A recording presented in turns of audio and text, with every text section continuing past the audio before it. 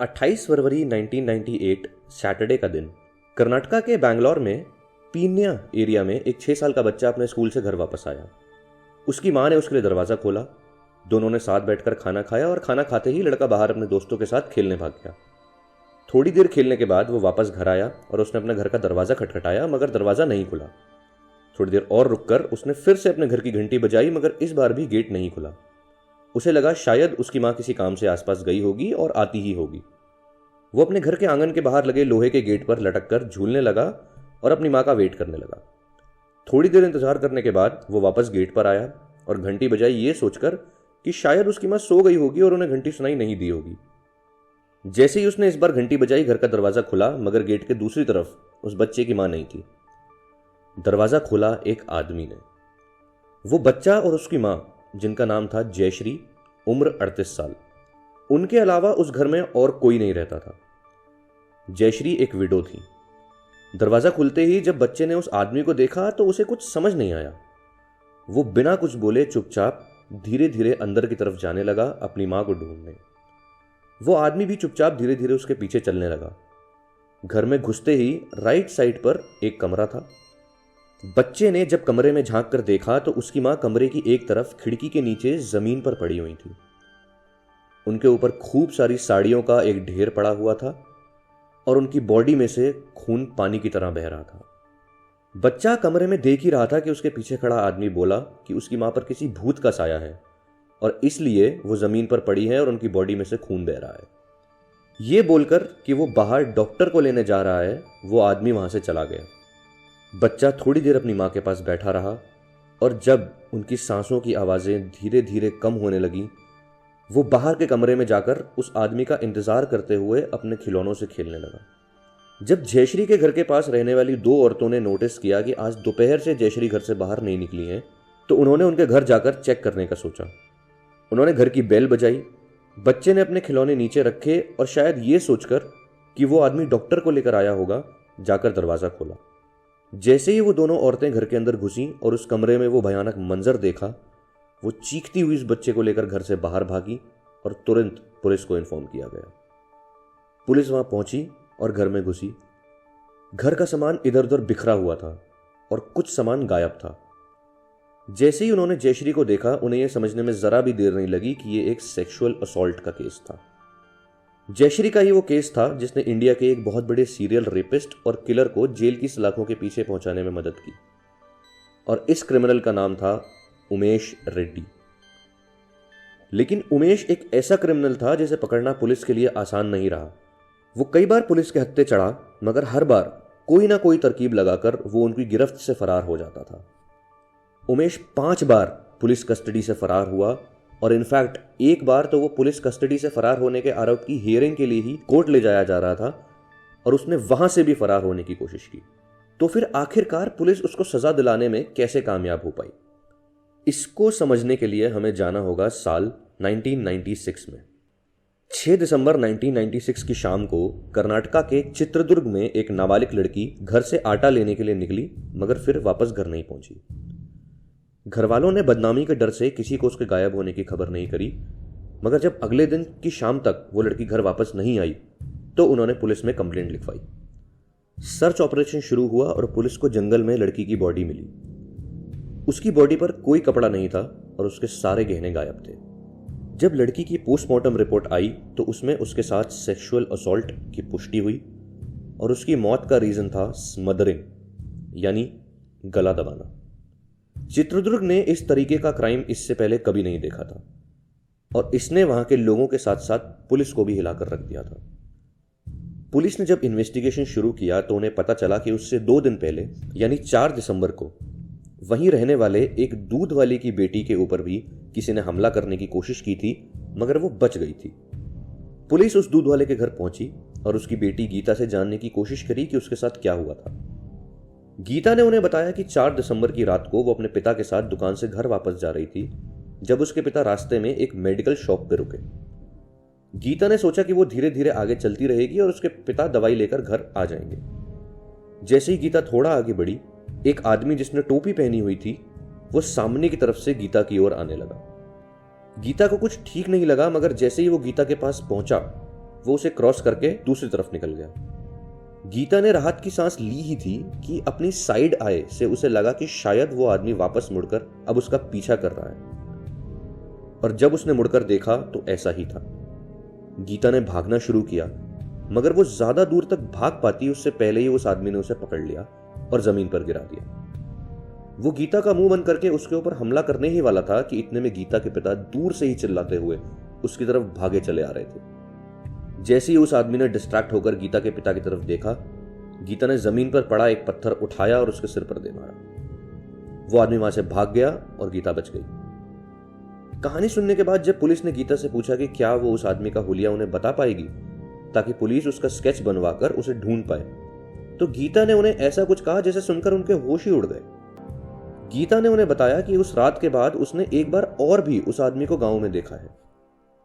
जनवरी 1997 में Chitradurga sports ground में 26 जनवरी की रिपब्लिक डे परेड के लिए होम गार्ड्स की ट्रेनिंग चल रही थी, जिसमें गीता भी शामिल थी। उसी प्रैक्टिस के दौरान उसने एक आदमी को देखा जिसने DAR यानी डिस्ट्रिक्ट आर्म्ड रिजर्व की यूनिफॉर्म पहनी हुई थी। DAR कर्नाटका पुलिस की ही एक यूनिट होती है जो डिस्ट्रिक्ट में लॉ इन्फोर्समेंट में पुलिस की मदद करती है। गीता ने जैसे ही उसे देखा वो सकपका गई और घर जाकर अपने पिता को इस बारे में बताया, मगर यह जानकर कि उनकी बेटी पर हमला करने वाला एक पुलिस वाला था, उन्होंने उस बार भी पुलिस में कंप्लेंट नहीं करी। जब पुलिस को यह सब पता चला तो उन्होंने गीता को पुलिस स्टेशन ले जाकर उसे एक कमरे में खिड़की के पीछे बिठा दिया और उस दिन जो लड़के ग्राउंड में काम कर रहे थे उन्हें किसी बहाने से पुलिस स्टेशन बुलवाया। गीता ने एक ही नजर में अपने ऊपर हमला करने वाले को पहचान लिया। वो था उमेश रेड्डी। पुलिस ने उसे उसी वक्त अरेस्ट कर लिया। जब उन्होंने उमेश की हिस्ट्री जाननी शुरू करी तो उन्हें पता चला कि उमेश चित्रदुर्ग आने से पहले CRPF में भी काम कर चुका था। CRPF मतलब central reserve police force. CRPF में उसकी पहली पोस्टिंग जम्मू में एक कमांडेंट के घर पर गार्ड के तौर पर लगी थी। एक दिन कमांडेंट और उनकी वाइफ जब घर पर नहीं थे तो उमेश ने उनकी बेटी पर भी असॉल्ट करने की कोशिश करी, मगर लकीली वो लोग घर वापस जल्दी आ गए और उनकी बेटी उमेश के शिकार होने से बच गई। मगर अनफॉर्चुनेटली उमेश वहां से भाग निकला और चित्रदुर्ग आकर उसने DAR ज्वाइन कर लिया। क्योंकि यह बात 1996 की है तो उस वक्त कम्युनिकेशन के मीडियम बहुत ज्यादा ना होने की वजह से बैकग्राउंड वेरिफिकेशन एक लिमिट तक ही हो पाता था, जिसका फायदा उमेश ने उठाया। गीता के उमेश को पहचानने के बाद पुलिस को शक हुआ कि उस नाबालिग लड़की के केस में भी उमेश का ही हाथ हो सकता है। ये सोचकर कि शायद उस नाबालिग लड़की के शरीर से जो ज्वेलरी गायब थी वो उमेश के पास मिल सकती है, पुलिस उमेश को उसके रूम पर लेकर गई। रूम पर पहुंचते ही उनकी नजर एक बोरी पर पड़ी जिसमें काफी कुछ भरा हुआ लग रहा था, मगर जैसे ही पुलिस ने उस बोरी को उल्टा किया तो उसमें से निकले फीमेल अंडरगारमेंट्स। असल में उमेश रेड्डी एक ट्रांसवेस्टाइट था। ट्रांसवेस्टाइट वो लोग होते हैं जिन्हें दूसरे जेंडर के लोगों के कपड़े पहनना अच्छा लगता है। उमेश को फीमेल अंडरगारमेंट्स पहनना अच्छा लगता था और वो कई बार वही पहन के सोता भी था। पुलिस ने उमेश के घर में बहुत ढूंढा, मगर उस नाबालिग लड़की की ज्वेलरी उन्हें उसके घर में कहीं नहीं मिली। क्योंकि गीता के केस में उस पर सेक्सुअल असॉल्ट को अटेम्प्ट करने की धारा लगी थी, अरेस्ट होने के कुछ वक्त बाद ही उमेश को बेल मिल गई और बेल पर बाहर आते ही वो चित्रदुर्ग से फरार हो गया और पहुंचा बैंगलोर, जहां उसने अपने क्राइम्स का अगला चैप्टर शुरू किया। 24 जून 1997 को बैंगलोर के पास हुलीमावी गांव में कुछ लोगों ने एक आदमी को चोरी की कोशिश करते हुए पकड़ लिया। पहले तो उसे मारा और फिर पुलिस को बुलाकर उसे पुलिस के हवाले कर दिया। वो उमेश था। पुलिस के पास उससे कुछ दिन पहले के भी चोरी के 2 केसेस थे जो वहीं पास में पीनिया एरिया में हुए थे। 14 और 18 जून को संध्या और वीना नाम की 2 औरतों पर भी हमला हुआ था, मगर उन्होंने सिर्फ चोरी की कंप्लेंट रजिस्टर करवाई थी, सेक्सुअल असॉल्ट की नहीं।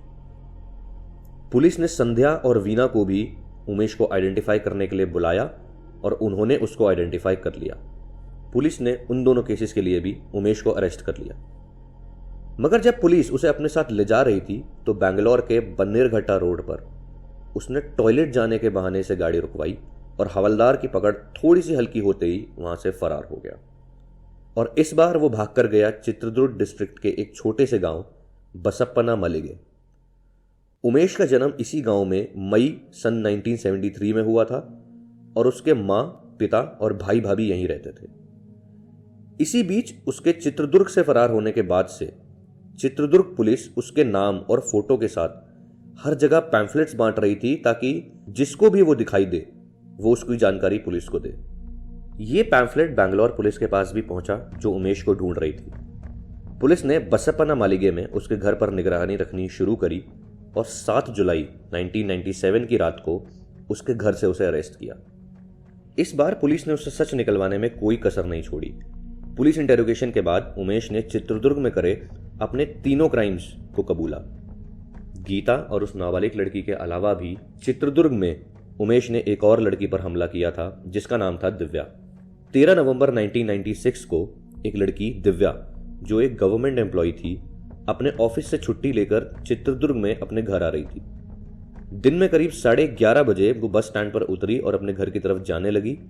तभी उमेश ने उसे देखा और उसका पीछा करने लगा। उसने आगे जाकर दिव्या पर हमला किया और उसे झाड़ियों में ले गया जहां उसने उस पर सेक्सुअल असॉल्ट किया और उसकी ज्वेलरी भी चुरा ली।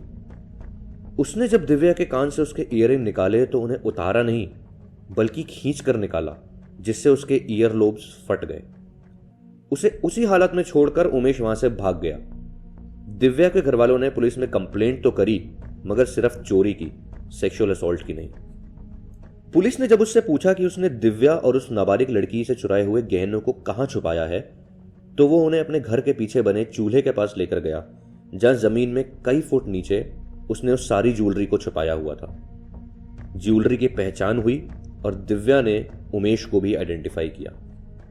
पुलिस ने उसे अरेस्ट किया और उसे बेल्लारी जेल शिफ्ट करने का सोचा क्योंकि वहां की जेल चित्रदुर्ग की जेल से ज्यादा सिक्योर थी। जब पुलिस उसे बेल्लारी जेल ले जा रही थी तब उमेश ने वहां से भी भागने का प्लान बनाया। जिस कांस्टेबल ने उसे पकड़ा हुआ था उमेश ने उसके पैर के ऊपर टॉयलेट कर दिया, यह सोचकर कि शायद ऐसा होते ही कांस्टेबल की पकड़ थोड़ी ढीली पड़ेगी और वो उतनी देर में वहां से भाग जाएगा। मगर कांस्टेबल ने उसे कसकर पकड़े रखा और इस बार उसका फरार होने का प्लान फेल हो गया। मगर उसके कुछ दिन बाद 18 जुलाई 1997 को पुलिस उसे मेडिकल चेकअप के लिए हॉस्पिटल लेकर गई। जब वो बाहर आया तो उसके पैर पर प्लास्टर था क्योंकि उसके पैर में मोच आ गई थी। पुलिस उसे लेकर वापस जब बेल्लारी जेल पहुंची तो जेल सुपरिटेंडेंट के वहां ना होने की वजह से उन्हें कुछ देर जेल के बाहर ही वेट करना था। उमेश ने कांस्टेबल से कहा कि उसे टॉयलेट जाना है और पैर में प्लास्टर होने की वजह से उसे एक थोड़े बूढ़े कांस्टेबल के साथ भेज दिया गया। मगर जैसे ही उमेश टॉयलेट करने के लिए गया वो प्लास्टर के साथ ही एक बार फिर पुलिस कस्टडी से फरार हो गया, जिसके बाद 1998 में वो वापस बैंगलोर लौटा और 28 फरवरी को उसने 38 साल की जयश्री के ऊपर सेक्सुअल असॉल्ट किया और उसे मार दिया, जिस केस से हमने इस कहानी की शुरुआत करी थी। 2 मार्च 1998 को यानी जयश्री के केस के 2 दिन बाद पीन्या में ही नित्या नाम की प्रेग्नेंट महिला दोपहर के वक्त अपने घर में काम कर रही थी जब उनके घर की घंटी बजी। जब उन्होंने गेट खोला तो एक आदमी एड्रेस पूछने के बहाने से उनके घर के अंदर घुस गया और उनका गला दबाकर उन्हें खींचता हुआ किचन में ले गया। वो नित्या का गला दबाकर उन्हें मारने ही वाला था कि अचानक नित्या ने एक प्रेशर कुकर उठाया और उसके सिर पर दे मारा। जैसे ही उसकी पकड़ ढीली हुई नित्या चिल्लाती हुई बाहर भागी और पड़ोसियों को इकट्ठा कर लिया। लोगों ने उस आदमी को पकड़ लिया और पुलिस को इन्फॉर्म किया। पुलिस उसे पकड़कर पुलिस स्टेशन ले आई। नित्या और जयश्री दोनों ही पीन्या एरिया में रहती थी, मगर उनके अलावा वहां 19 फेब को एक ही दिन में 2 और इसी तरह के क्राइम्स हुए थे और विक्टिम्स के नाम थे अमृता और फातिमा। उन दोनों केसेस में भी एक आदमी एड्रेस पूछने के बहाने घरों में घुसा था और उसने घर में अकेली महिलाओं पर हमला किया था और वो उमेश रेड्डी ही था। उमेश बैंगलोर में अपने क्राइम्स को सुबह 10 बजे से दोपहर 3 बजे के बीच में ही अंजाम देता था क्योंकि उस वक्त घर के आदमी काम पर गए होते थे और महिलाएं घर पर अकेली होती थी। नित्या के केस में जब पुलिस ने उमेश को पकड़ा तो उन्हें शक था कि जयश्री के केस में भी उसी का हाथ हो सकता है। जयश्री के घर में जहां उनकी बॉडी मिली थी उसके पास एक अलमारी भी थी और पुलिस को उस अलमारी के हैंडल से कुछ फिंगरप्रिंट्स मिले थे। उन्हीं फिंगरप्रिंट्स को पुलिस ने उमेश के फिंगरप्रिंट से मैच किया और उस पर केस फाइल किया। पुलिस कस्टडी में 2 बार 10 मई और 18 नवंबर 1998 को उमेश ने भागने की कोशिश की मगर वो नाकाम रहा। लेकिन 4 मार्च 2002 को एक बार फिर बेल्लारी जेल से बैंगलोर कोर्ट ले जाते हुए वो पुलिस कस्टडी से फरार हो गया और इस बार उसके भागने ने पूरे बैंगलोर में दहशत का माहौल बना दिया। कहते हैं कि उससे पहले बैंगलोर के घरों में खिड़कियों पर कोई ग्रिल नहीं लगवाता था, मगर उमेश की दहशत ने लोगों को घरों में ग्रिल लगवाने पर मजबूर कर दिया था। औरतों ने अकेले घरों से बाहर निकलना बंद कर दिया था, किसी भी अनजान के लिए दरवाजा खोलना बंद कर दिया था। गांवों में जहां घरों में टॉयलेट नहीं होते थे वहां औरतों को बाहर जाने में भी डर लगने लगा था कि कहीं उमेश रेड्डी वहां घात लगा कर ना बैठा हो। पुलिस भी अपनी इस नाकामी के बाद बहुत सतर्क हो गई थी और जगह जगह उमेश की तस्वीर के साथ पोस्टर लगा दिए गए थे। उमेश, जो खुद पहले एक पुलिस वाला था, पुलिस वाले से आज एक इनामी क्रिमिनल बन चुका था। फिर आखिरकार वो पकड़ा कैसे गया? 17 मई 2002 को एक रिक्शा ड्राइवर बैंगलोर के यशवंत पुलिस स्टेशन में घुसा और बोला कि उमेश रेड्डी जैसा दिखने वाला एक आदमी पुलिस स्टेशन के सामने वाले सैलून में अपने बाल कटवा रहा है। पुलिस वाले तुरंत बाहर भागे और जैसे ही सैलून में घुसे वो आदमी वहां से जा चुका था। मगर क्योंकि उसे निकले ज्यादा देर नहीं हुई थी, पुलिस वाले चारों ओर फैल गए। तभी एक पुलिस वाले ने एक आदमी को देखा जो सिर पर टोपी लगाए और काला चश्मा पहने यशवंतपुर रेलवे स्टेशन की तरफ जा रहा था। उन्होंने उसे रोका और टोपी और चश्मा उतरवाया। वो उमेश रेड्डी ही था।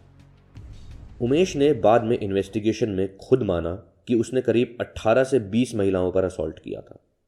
उसके ऊपर करीब 20 केसेस थे, जिनमें से 9 में उसे सजा हुई और बाकी 11 में विक्टिम्स के आगे ना आने की वजह से, प्रोसीजरल लैप्स की वजह से और एविडेंस की कमी की वजह से उसे कोई सजा नहीं हुई।